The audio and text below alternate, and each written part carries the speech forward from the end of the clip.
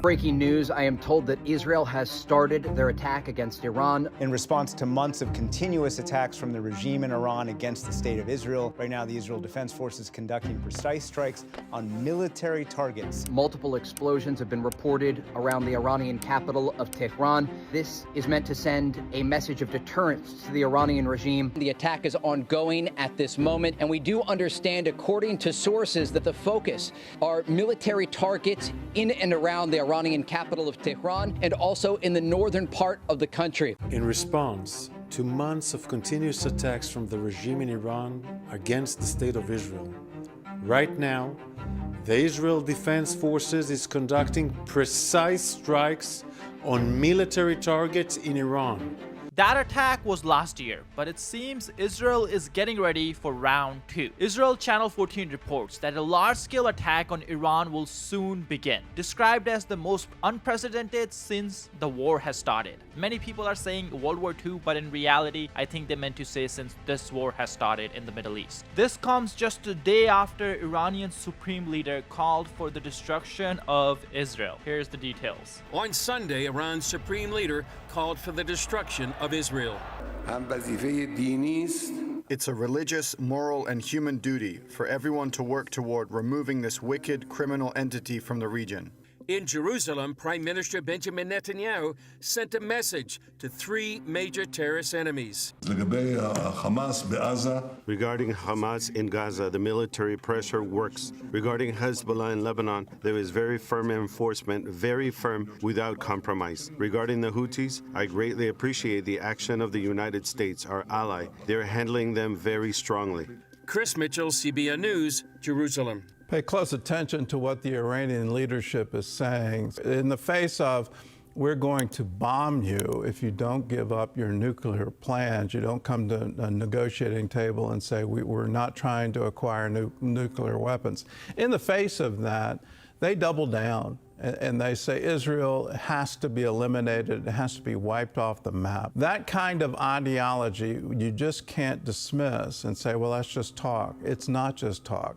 It is what they have adhered to for decades, and the reason they have so much have put so much funding and weapons into the hands of Hezbollah and into the hands of Hamas. It's all based on that ideology to wipe Israel off the map. Now, another news that's fueling this speculation is the arrival of Commander of U.S. Central Command, General Michael E. Kurilla, who just arrived in Israel today. In Israel, he's expected to meet with senior defense and military officials regarding tensions with Iran. During the visit, he will also likely meet soldiers and officers attached to U.S. Army THAAD anti-ballistic missile system that we gave to Israel last year. But coming back to his meeting with Israeli officials, the main topic of discussion is supposed to be a potential large-scale air and missile strike on Iran and a joint U.S.-Israel coordination in the operation. Another thing backing this is, of course, the U.S. B-2s that are stationed at Diego Garcia. We finally have a full-on satellite visual of how many B-2s we have at the base. All 6 U.S. Air Force B-2 Spirit bombers are visible on the south ramp at the Diego Garcia in Indian Ocean. This is the first time that all 6 have been visible. Many Iranian officials are not happy about this, as they know that this is probably a pressure tactic to bring them to a negotiating table, or this is a preparation for an attack against Iranian nuclear facility. In fact, this is what Trump said just 2 days ago. And the Middle East, a lot of things are happening with respect to Iran, and we'll see if we could get something done, and if not, it's going to be a bad situation, very, very bad. Oil sanctions that you mentioned today, when will they start? So we have a couple. We have the secondary tariffs on Iran, and we'll probably give it a couple of weeks, and if we don't see any progress, we're going to put them on. We're not putting them on right now, but if you remember, I did that 6 years ago, and it worked very well. To put it mildly, that if the election weren't rigged, you would have a situation where there would be no problem with Iran today, but it was. Biden didn't know what he was doing, obviously, and we have a very rough situation in the Middle East because of that. You ended up with October 7th, and you would have never had October 7th, and you would have never had Russia going into Ukraine likewise. But we're going to make a decision on secondary tariffs on Iran based on whether or not they're going to make a deal. If they're going to make a deal, then we're never going to put secondary tariffs on. We're going to hope they have a great long and successful life as a country. But we'll see what happens. It's very interesting. I can't imagine them doing anything else but making a deal. I would prefer a deal to the other alternative, which I think everybody in this plane knows what that is, and that's not going to be pretty. Comments like this is exactly why some Iranian officials are actually calling for a preemptive strike on the US base as Diego Garcia. But it's highly unlikely that Iran actually has capabilities to get through air defenses at the base. As you guys can see from the image on your screen, just look at the red circles, we can see different weapons Iran has and the range they cover. Iran does have the Shahed 136B that can reach Diego Garcia, but at the end of the day, it is a drone. It's unlikely that we don't have defenses at the base that cannot take it down. After all, Ukraine has been taking down Shaheds every single night that Russia has been launching, and I'm sure US military has had enough of the broken pieces to study from to figure out what the weaknesses are and how to counter them. All the while this is happening, US strikes at Houthis in Yemen have continued, and they have only picked up pace in the last few days. The US is sharpening its attack on Yemen, its military unleashing superior firepower, missiles piercing the night with a deafening roar. At least 17 strikes reported in Sada and Amran. The Houthis' Ansarullah website said the aggressive air raids caused material damage to citizens' property, but gave no details of casualties. In line with their general approach, downplaying their losses and exaggerating their attacks. In the latest, the group claimed to have targeted US warships and an aircraft in the Red Sea, as well as military targets in Israel. The group's spokesperson Yahya Sarria said in the televised statement that their missile forces, drone air force and naval forces carried out a joint military operation, targeting the warships in the Red Sea, including US aircraft carrier USS Harry Truman.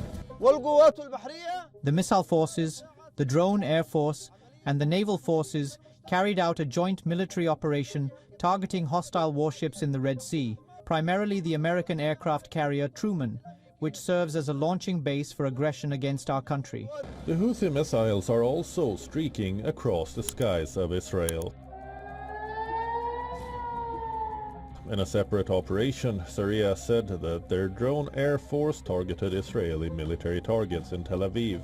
After these recent attacks, President Trump also put out a statement referring to Iran and Houthis. And the funniest part of war in 21st century, we have the Houthi rebels replying to Trump's statement on Twitter with their own account. So let's go over both the statements. The Iran-backed Houthi terrorists have been decimated by relentless strikes over the past 2 weeks. Many of their fighters and leaders are no longer with us. We hit them every day and night, harder and harder. Their capabilities that threaten shipping and the region are rapidly being destroyed. Our attacks will continue until they are no longer a threat to freedom of navigation. The choice for Houthis is clear. Stop shooting at US ships and we'll stop shooting at you. Otherwise, we have only just begun. The real pain is yet to come for both Houthis and their sponsors in Iran. And now we have a reply for a Houthi account. This is supposed to be the official Houthi Yemen account. They don't have the government verification because they're not considered the Yemeni government, but they do control a big part of the country. And this is what they said. Your strikes did not achieve a military objective. We will not stop what we're doing unless you can stop us. I'm sure there was something lost in the translation because that sounds like he's just telling them you have to stop us. But anyways, as you heard in the previous clips, Houthis do claim that they have attacked USS Harry S. Truman, the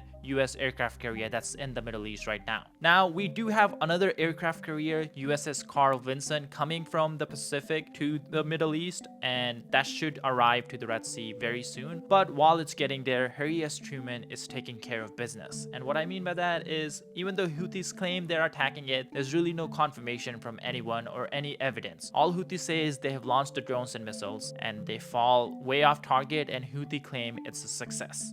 The Houthi rebels claim that they have hit the E-2 command and control aircraft of USS Harry S. Truman aircraft carrier. And it also claims that Truman lost its command capabilities following that attack. Let's get you more details about this. The Houthi claim, if true, could result in a big headache for the US operations in the Red Sea. The E-2 Hawkeye is the Navy's all-weather carrier-based tactical battle management, AWACS, aircraft. And AWACS essentially means Airborne Early Warning and Control System. The E-2 Hawkeye provides early warning for the Carrier Strike Group and Joint Force Commander.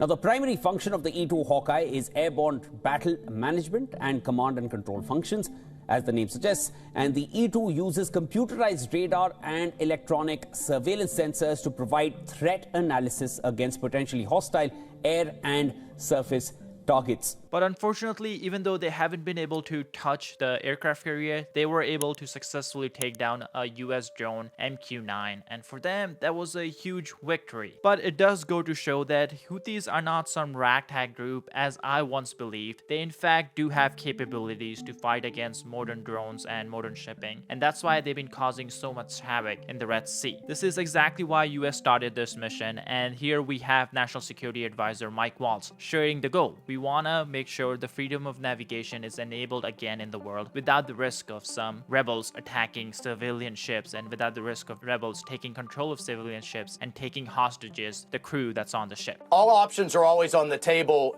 with the president, but Iran needs to hear him loud and clear. It is completely unacceptable and it will be stopped. The level of support that they've been providing the Houthis, just like they have Hezbollah, just like they have the militias in Iraq, Hamas and others, the difference here is the Houthis have incredibly sophisticated air defenses, and they also have anti-shipping cruise missiles, drones, sea skimming types of attack drones, and other ballistic missiles even. They've launched dozens of attacks on multiple warships, dozens of attacks, over 175 on global commerce, sank multiple ships. I just think the American people need to understand what has happened here. The previous administration had a series of feckless responses. President Trump is coming in with overwhelming force. We will hold not only the Houthis accountable, but we're going to hold Iran, their backers, accountable as well. And if that means they're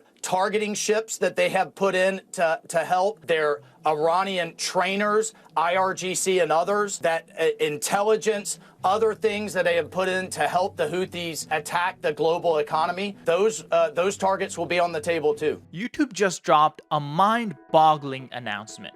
It is paying creators $64 million per day. Why? Well, because YouTube doesn't have enough creators right now. That's why you see videos on your homepage that have less than 1,000 views, like this one. Now, of course, that doesn't mean everyone should start a channel. But if you have ever wondered about starting a YouTube channel or a faceless channel, now is the perfect time. YouTube is paying creators millions every single day, and it's pushing newer and smaller channels now more than ever. But I'm sure you have many questions on how to start and grow a channel. I get these questions in my email all the time from some of you guys. That's why we have decided to put all of our YouTube advice into one training bootcamp for completely free. So if you're someone interested in starting your own YouTube channel, you can sign up for this bootcamp by clicking the link in the description or scanning the QR code on your screen. This bootcamp is like a Zoom call, so it is limited to 100 people at a time, so be sure to sign up before it gets full. Now, back to the video. That's why we have none other than former Navy SEAL Chuck Farr breaking it down for us exactly what kind of weapons Houthis have and how they got it. Hint hint, most of it is from Iran. Backed by the shadowy hand of Iran's Revolutionary Guard Corps, the Yemen's Houthi rebels have disturbed shipping lanes, defied U.S. military might, and thumbed their noses at international pressure. Despite American counterstrikes, including high-profile missions with carrier-based air power and B-2 stealth bombers, the tactical situation remains dynamic. The rebels' attacks are likely to persist, a testament to their resilience and Tehran's deep investment in this latest proxy war. The Houthis' campaign against merchant shipping is no ragtag insurgency. Their arsenal is a lethal mix of drones, missiles, and naval ingenuity. At the low end, they deploy kamikaze drones, cheap, Iranian-supplied UAVs like the Shahed-36, rigged with explosives and guided by rudimentary GPS. These buzzing menaces swarm the shipping lanes, overwhelming with sheer numbers. On the high end, the Houthis fire anti-ship ballistic missiles, like the Iranian-designed Mohit and SF, capable of Mach-speed descents and devastating warheads, delivering up to 450 kilograms of high explosive. Anti-ship cruise missiles, such as the Al-Manab-2, add range and accuracy, striking over-the-horizon targets up to 120 kilometers away. Then there's a nautical twist. Low-tech, explosive-laden unmanned surface vessels, essentially drone speedboats packed with military-grade boom. These slow-moving menaces, sometimes launched from Houthi-controlled ports like Houthi, rely on electro-optical sensors to home in on their targets. While less common, and only a handful have been used, unmanned surface vessels signal the rebels' ambition to escalate. Western intel points to a sophisticated sensor network underpinning these attacks. Coastal radars, surveillance UAVs, and small boat spotters relaying real-time data to missile crews. It's a poor man's high-tech terror, and it's working. The Houthis' targets read like a roll call of global shipping. On November 19, 2023, they kicked off their campaign by hijacking the Galaxy Leader, a Bahamian-flagged car carrier linked to an Israeli firm. Houthi commandos and Iranian advisors dropped from a helicopter, seized the ship, and rerouted it. Its 25 crew members remain hostages. Since then, the rebels have attacked over 40 vessels, with 21 taking direct hits. Take the True Confidence, a Barbados-flagged bulk carrier hit by an anti-ship ballistic missile on the 6th of March 2024, 55 nautical miles southwest of Aden. The missile sparked a fire, killed 3 crew members, and forced survivors to abandon ship. The Indian Navy's INS Kolkata swooped in to assist. The Ruby Mar, a Belize-flagged cargo ship, wasn't so lucky. Struck by a missile in February 2024, it limped for 2 weeks before sinking. The first vessel lost to Houthi fire. The merchant vessel Zagfralia, a Maltese-flagged Greek-owned ship, took a ballistic missile on January 16, 2024, while en route to Israel. It survived with no material damage or casualties. She was lucky. Other notable strikes include MV Genco Picardy, U.S.-owned, hit by a drone in the Gulf of Aden on January 17th, and the MV Islander, which caught fire after a double missile strike in February 22, 2024. The Sea Champion, Greek-flagged, and Nevis Fortuna were both hit east of Aden on February 19, 2024.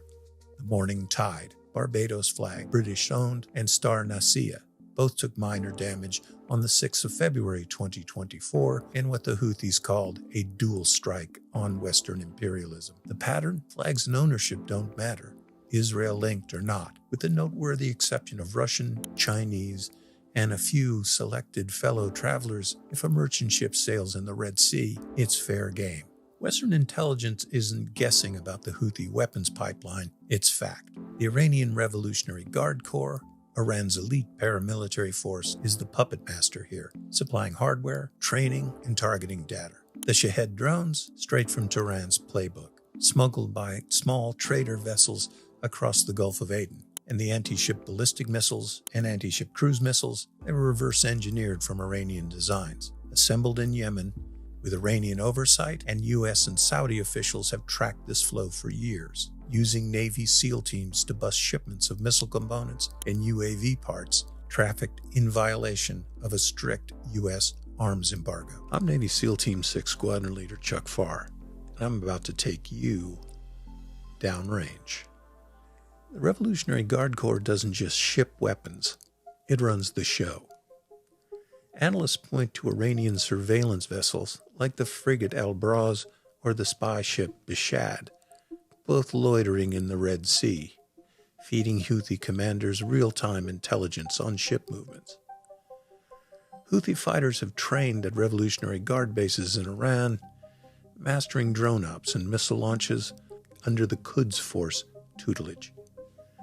Hezbollah, Iran's Lebanese proxy, chips in too, fine-tuning the rebels' tactics. And this isn't a loose alliance. It's a command and control network with Tehran calling the shots. But the U.S. hasn't sat idle.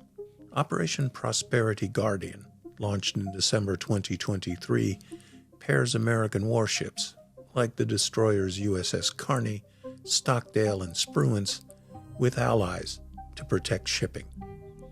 These Arleigh Burke-class heavies have swatted down drones and missiles by the dozen, from 3 Iranian UAVs and a Houthi missile on February 6th to 8 drones and 5 anti-ship ballistic missiles on November 11th, 2024. But defense isn't enough. Washington's gone on offense. Carrier-based air power has been a hammer. Since January 2024, F-35C stealth fighters from the USS Dwight Eisenhower have pounded Houthi targets, hitting missile sites and radar stations. On 9 and 10 November 2024, these fifth-generation fighters obliterated weapons caches near Houthi and part of a 7-wave campaign that's torched bunkers, launchers, and assembly lines. The Ike's Air Wing isn't alone. FA-18 Super Hornets have joined the fray, leveling coastal defenses with precision-guided munitions. And then came the big guns, B-2 stealth bombers. On 17 October 2024, President Biden greenlit a rare deployment of these bat-wing behemoths from Whitman Air Force Base in Missouri. Their mission?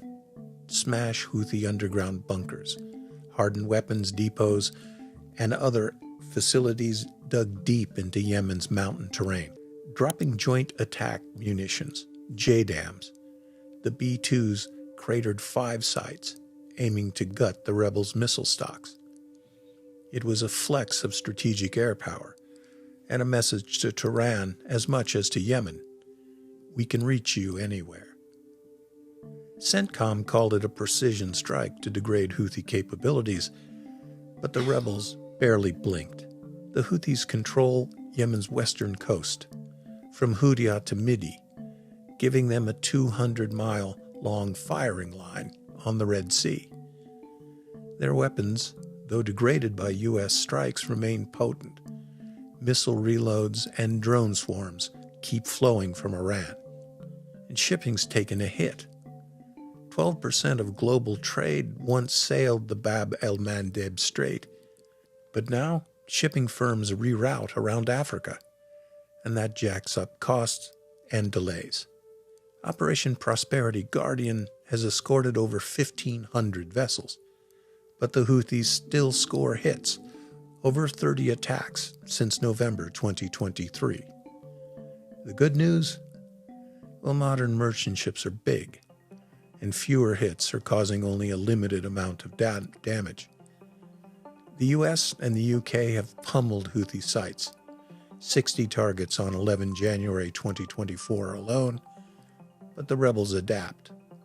Mobile launchers, hidden caches, and Iran's resupply keeps them in the fight. Washington's gunboat diplomacy, carriers, destroyers, and stealth bombers, it hasn't deterred them. The Houthis revel in the chaos, casting themselves as David to America's Goliath, and their morale stoked by every defiant strike. The Houthis, emboldened by Iranian backing, see this as a holy war and a propaganda win. Each attack burnishes their cred in the axis of resistance. U.S. counterstrikes hurt, but they don't stop. Tehran's too invested, and the rebels are too stubborn. We can expect more missiles, more drones, and more crippled ships. So the tactical dance goes on. Washington projects power, the Houthis punch back, and it's merchant crews that pay the price.